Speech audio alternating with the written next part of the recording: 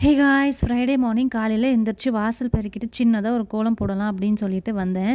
எனக்கு தெரிஞ்சது இந்த ஒரு கோலம் மட்டும் தான். இத தவிர வேற எனக்கு எதுவுமே தெரியாது. அப்படியே போட்டாலும் அதுக்கு முன்னாடி நெறைய ப்ரிப்பரேஷன் ஒர்க்லாம் பண்ணிட்டு பேப்பர்லலாம் போட்டு பார்த்துட்டு அதுக்கப்புறமேட்டு தான் கோலப்பொடியிலே போட முடியும்.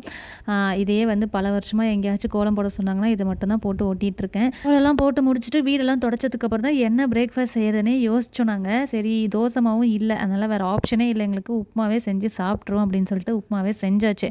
ஆனா எங்க வீட்ல இருக்க குட்டி வண்டுக்கு உப்புமா பிடிக்காது. அவனுக்கு ஊட்டுறதுக்குள்ள நம்ம படாத பாடு படுத்தி எடுத்துருவான்னு சொல்லிட்டு, அவனுக்கு வந்து சர்க்கரைவள்ளி கிழங்கும், சுண்டலும் வேக வச்சு அத ஊட்டி விட்டாச்சு. சமத்தா சாப்பிட்டுக்கிட்டான்.